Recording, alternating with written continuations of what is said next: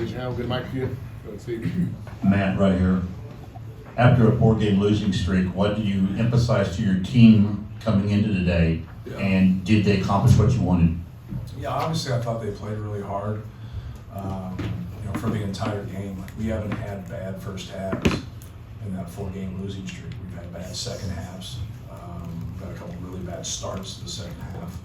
And obviously we haven't had great finishes to the second half, but it hasn't been something, it's been a little like deceiving for us because you come into halftime and you don't you're not down 12, right? You're not down 9, you're up 12, you're up 1, you're down 2, whatever it might be in those 4 games.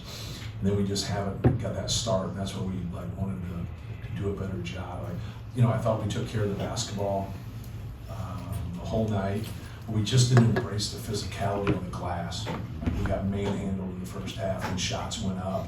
I thought Cam really gave us a spark in the second half, defensive rebounding. We've had success in transition, pushing the basketball, and but if you can't rebound the basketball, you're not going to get into transition. So I thought our activity on defense was good in the first half. We forced them into 8 turnovers probably in the first 10, 11 minutes. And then they settled into the game. It's like they settled into the game after that and did a better job taking it over. And then in the second half for us, we settled into it and did a better job rebounding. But it's not as bad as it seems. It's never as good as it seems. I thought our guys had, played hard and competed, and tough game, well coached. He's a really good coach. They're very physical, and they put you in binds and they make it difficult. So I thought this was a great win for us, and hopefully a confidence booster to get on a winning streak instead of a losing streak.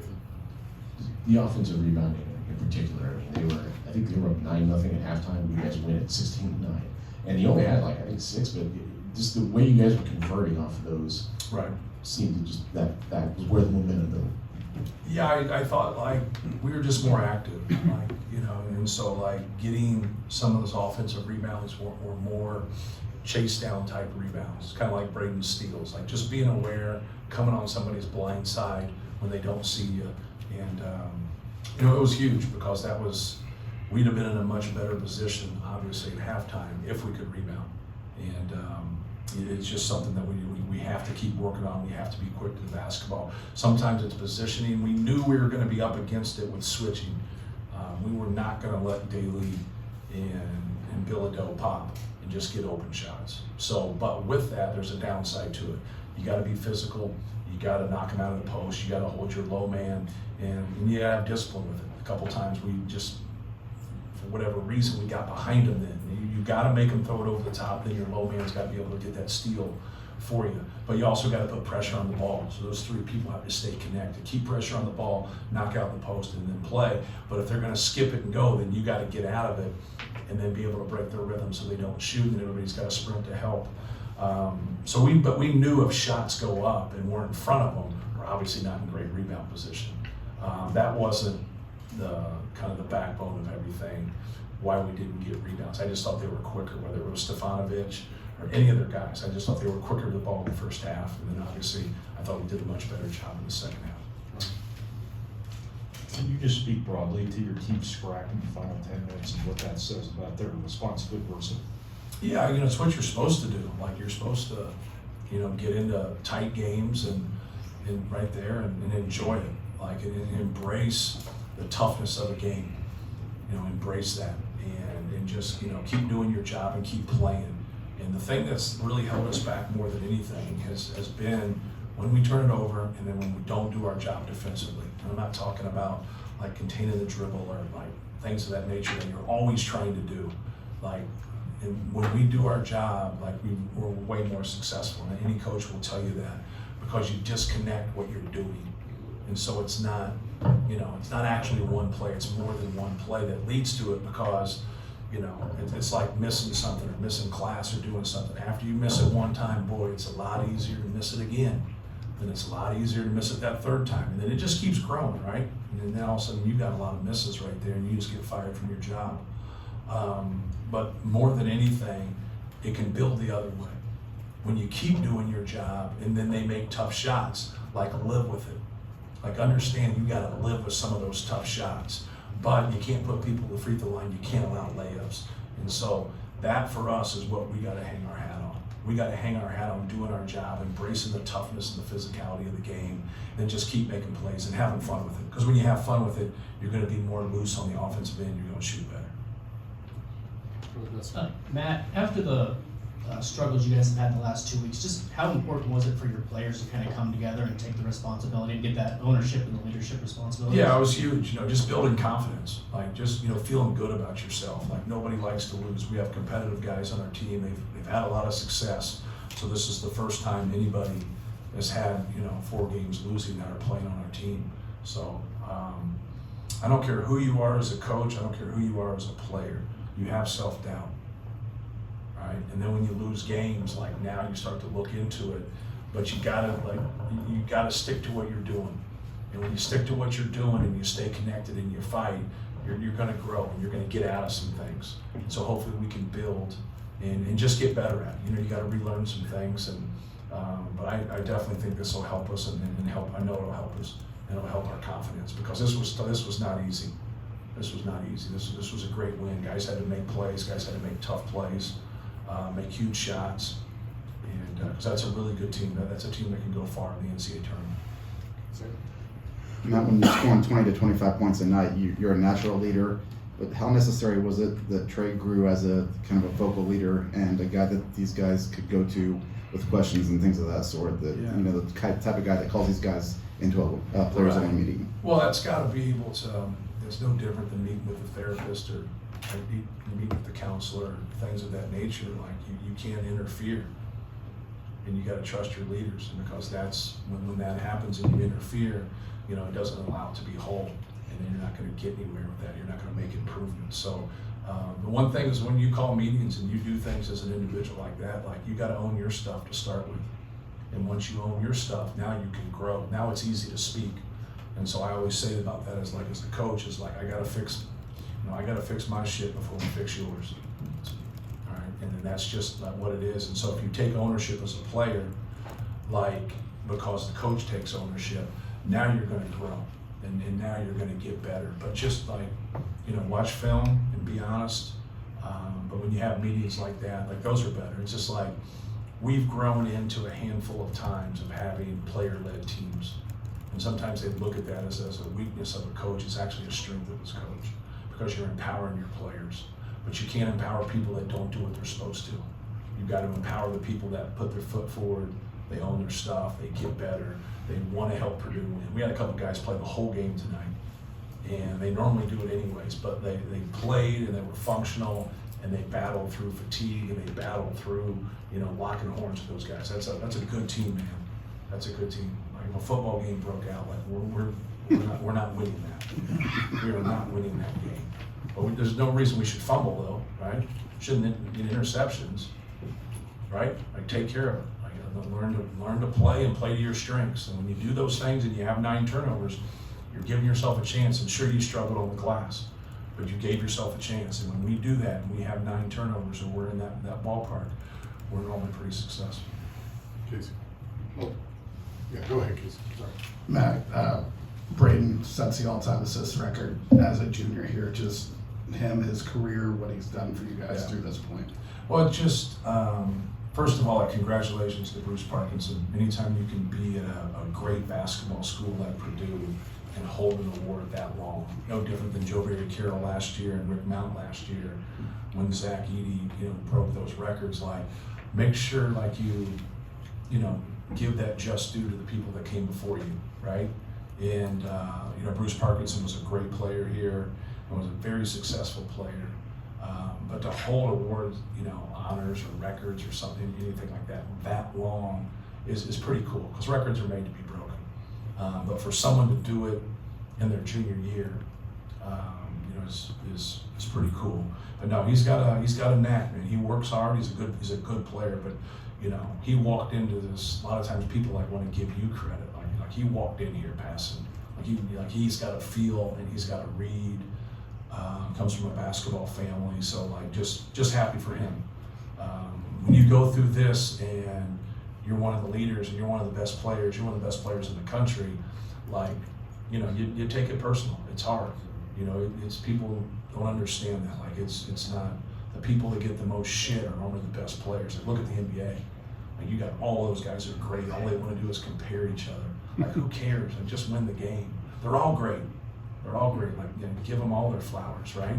But there's always that comparison. And that's, you know. But for him, man, he's stayed with it. He stayed with it. Fletcher, Trey Kaufman, they've stayed with it, and that's what we need. Like we need those guys, you know, at the front of the battle, and you know, fighting people and doing the right things, and just helping Purdue win like they've done their whole career. Hey Matt, what's it like for you this season? You're typically the team with all the big guys, and you're looking out on the floor and you're seeing guys that are bigger than Purdue. How big of an adjustment has that been for you this year to be doing that? Yeah, I think it's totally ridiculous. Obviously you know the other scope of it, no different than like a prosecuting attorney and a defense attorney. Like, you know, some of the best defense attorneys are people that started off in the prosecutor's office for 7-8 years. They understand the other side. So like with Mara, when he came in, we spent a lot of time for Mara, both how to attack him and then how to defend him. I know it didn't look like it there at the end, but they're not going to beat us with twos at the end when you're up 12 points. We're just making sure they weren't going to get threes. We're going to play one-on-one. And then if they wanted to get those and we shoot free throws, then so be it. But yeah, it's a little different. It's a little different. Our guy is really efficient in how he plays, but then he's not that as a defender or a rebounder. You know, I thought he did some really good things tonight defensively, but like it's hard for him when he's got to carry the load like that and play 40 minutes. But it's not. It seems to not bother him when he has the ball in scoring position. Like, you know, the guys that can score are never fatigued when they have the ball in their hands, right? But he's a fabulous player. Like Trey Kaufman-Renn has really helped him and has really improved himself and helped his cause. But going against like Mara is a little surreal, you know. But I prefer guys like that to be on our team. It felt like when TKR was in with first, you had TKR more of like a flat hedge or even just switching, and then when you had him in with Heidi, it's more of a deep drop. What's kind of the thought process behind having those two separate schemes based on personnel? It was what they were running. We messed it up a couple times. So we played out of, we have a name for it, it's not important. When they went to like their chin action where they cut through, which they don't do a lot of, when they did that, we just tried to hold that guy there. So when he came off the ball screen, we just dropped and then we switched it up top. So when they went into their flat ball screen up top, we wanted to weak it and send it to their weak hand. And then when they were going to go Spain, you speaking my language? Okay. When they wanted to go Spain, right there, we just brought our guy up and switched it up top, and then we dropped our 5. But we wanted to make sure the 5 greeted the 5 diving, so he wasn't getting a deep post up in time. That's why you saw Bilodeau get that kind of a 10-foot right there. He could make that, and we wanted to have an early hand with him right there. But we just didn't want Andrews and Sebastian Mack attacking Trey. We wanted to keep that out of there. They exited, they sent it the other side in the second half a couple times, so we had to stay right there, then drop out of it. You saw them snake it a couple times and get us. And that if they would have stayed the same side, we'd have been fine in our drop. But when they snaked it, we dropped back like we were gonna go Spain, and now that created the space to be able to be able to snake. So then we switched at the end of the game and told him to touch his shoulder, and when he exited out of it, we would still stay with it like we did, because you just can't ignore that when he goes to the other side. So when we weak it, we keep it to that side, okay? So now we come up into it that way. Well, he exits the other way. Now we told that other guy to hold in cover 2 to play that if he went and took it. So he took it and they went out of it. Our guy in cover 2, you gotta come high in cover 2 and force him to throw it to the corner, because that's why you see all those wing to corner 1-mores. You gotta eliminate it, so they gotta 1 more and invert it, but throw it to the corner. But when you throw it to the corner, that's hopefully more time. Then you X out of that in your rotation, then everybody has to come over to it. So then once we got to that and we knew the exit, so we called off what we were doing, and then we played it flat, but we touched his shoulder to take the space so they wouldn't get that. Make sense? I hope there's not a quit at the end. Well, you guys cover the damn sport. I mean, He said he was speaking my language. Yeah. So, That's deep in the weeds. yeah, but it goes into it because each guy is different. So like, if you don't have somebody that has a 5 that can swallow up the ball, they see more. And so like people just think like, you'll see people that tweet things or talk things basketball, and it's personnel, right? Like if Derrick Rose has the ball, it's different than a normal college player having the ball. Like understand that. Like understand like people that can roll and get flip up dunks.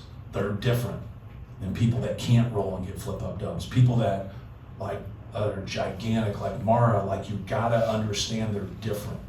And you can't let them get into operating areas. Like Mara needs to be at 12 feet. And keep him there, because when he gets to 6, you're at his mercy, right? And so like now when you go into the game and you do stuff, like everybody looks at things and like when you're struggling, you should do this, you should do that. I want to keep Trey Kaufman-Renn and Braden Smith on the floor, because I feel like that's our biggest disadvantage if they're not playing. You can like tonight, like how does the game happen if they both get in foul trouble? Like how does it like, right? So like sometimes when you do things, you gotta be careful, because at times I used to always high hedge. We'd knock it out, we'd push you back, but we'd always get 2 fouls when we came up in high hedge. I don't want Trey Kaufman to foul. He already fouls on his own, right? So like I can't do that. I can't, and so sometimes it's easy to look at something and say, man, you should do this. I feel the same thing. But I know that's probably going to generate a foul from him, and I want to keep him in there, because at the end of the day, if we take care of the ball and we execute offensively, we make ourselves a better defensive team. It's not an end-all be-all, but it does help us, and the numbers prove that. So, Israel? Just your sideline mannerisms in a game like this. Is that something you've had to think about over the years? And I mean, you stayed pretty stoic. Yeah. Is that a choice? it's a choice, yes. I'm not always stoic. It comes in time. I just jumped, when I first started, I just jumped over the fight too much. I was too emotional. That's why I changed it to football, and how like Sasha has out of bounds plays, PJ has offense. We split the scouts between Terry and Paul. B always handles personnel, because I want everything to be clear. I want everybody to know what they're supposed to do. I don't want that back and forth with 4 different opinions from 4 different people.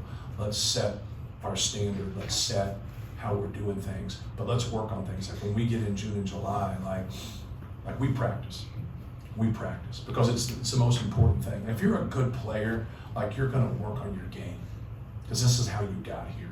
But like you need to know what's going on. Like you need to know those types of things. So at the end of the day, like we're always like, hey, let's do our job. Let's do our job. We started in June, we worked in July, we got back to school in August. First day of school in August, we practiced 2 hours. They give you 4 hours, a lot of time, right? So they give you 4 hours. We practice twice a week for 2 hours until we get to regular practice. So many times when you get on them, I just want them to know like what they're doing more than anything. So I don't need to go back to things. You know what you're doing. You're an intelligent person. You got admitted into Purdue. Like you know your job, and do your job and have fun with it. And so, but I know this: when I'm stressed out and I get worked up and I do things, they're stressed out. I want them to have fun. I want them to play. I want them to be on edge.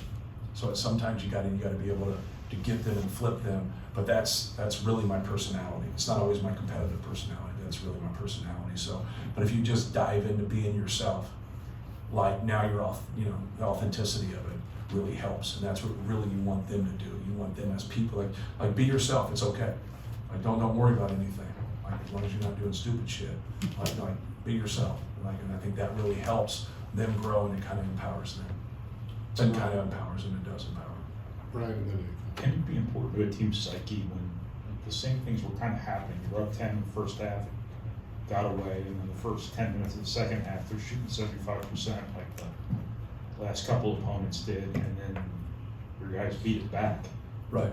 Can that be important to a team's psyche when you see it all happening again, and then you just respond differently? No question. Like we haven't played well in the second half. We've also played good teams, and some of it was self-inflicted, some of it was other teams playing well. Probably a combination of both. But yeah, anytime you get back somewhere where you had success, then you have struggles, and now you have success again, it's good, because of you can't worry about everything. You just simply can't. But you gotta worry about yourself. Like you gotta be able to say, hey man, we're in competition. Like here it is. Like embrace that. And embrace those tough moments, because that's what makes you special. Yeah, the last one. You already mentioned before, Cam, 9 rebounds in 12 minutes in the second half. Just how did that feel? Was that individual response to that accountability Yeah. and that embracing the toughness that you Yeah, I thought he had 3 opportunities in the first half to make similar plays that he made in the second half, and he didn't. A couple of weak sides, a couple of rebounds, got his hand on one basketball that he had to get. And like we talked to him about those things. We talked to him about this week. It's just like you gotta be able to embrace that physicality, especially in work downhill and go rebound and get possessions for us. We didn't just say it to him, we said it to everybody. But I thought he was great. It was one of those things that kind of like Miles in Indiana, like, it made more sense for him to be on the floor. It made more sense for Cam to be on the floor. And so like I think it's the ultimate compliment when you come off the bench. Is like when you force the coach to play him. And we were better with him in there. And I thought he did a really good job of giving us a spark. Thank you. Yes. Thank you.